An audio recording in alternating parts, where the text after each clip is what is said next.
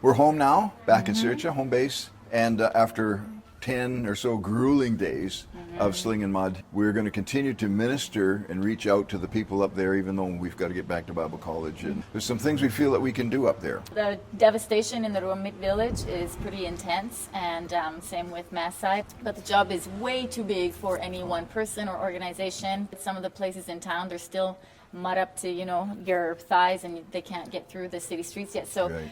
The goal isn't that we're going to be able to solve this problem by ourselves, but it's like Andy Stanley says, you do for one what you wish you could do for everybody, and maybe we can only reach 10 homes or 50 homes or 100 homes, but every single life that we get to touch, it's important to them, and it's that person that we can minister to, so we just trust God with our abilities and our capabilities, and with your help, and we'll do what we can to big part of our work up there was clearing out houses, appliances that no longer work. Yeah. I really thank God that we have some tools. Yeah. We got Faithful Willie over here with a winch on it and a picker on the front. We have an electric generator, a pressure washer, and that kind of stuff. Otherwise, we'd be sunk. And then all the hand tools as well. In that, throwing appliances away, and we saw people crying.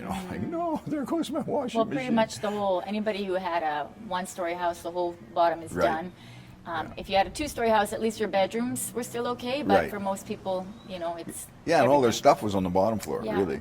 So we would like to purchase refrigerators and possibly washing machines for the people up there. And we've purchased one washing machine already for the lady that was looking after us. And I'll tell you what, those people fed us boxes of rice and they stuffed food on it. They just looked after us so well, which is amazing because they lost their houses. And we left there realizing that this lady had been looking after us so much she hadn't even touched her own house. And really, well, her own house is pretty well shot anyway. Not much left. So we bought her a washing machine. She's pretty tickled, wasn't she? It's pretty awesome. And a washing machine is going to be about 250 Canadian for just a little manual one that, I don't know what they call them, but anyway, they got a spinner and a washing tub.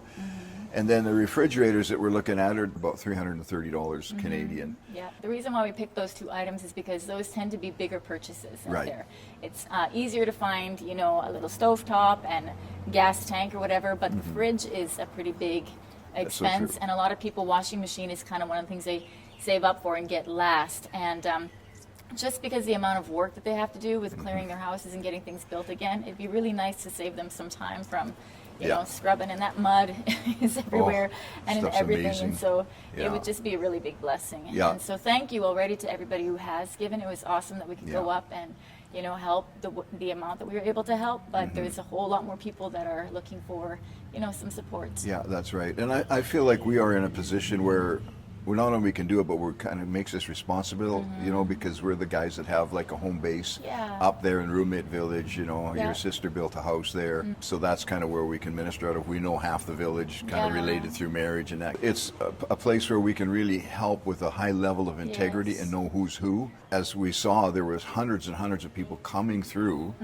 with giving little bags of stuff. Small bag of rice is awesome, but it's only going to last one meal or maybe two, so we want to do something that is going to help people long term. Yeah, and so that's where we all come in, guys, and we really appreciate you and just asking you to kind of see what God would say to you about helping one of these families that you may never meet. They're on the other side of the world, but I tell you what, the thankfulness will go up to heaven on your behalf.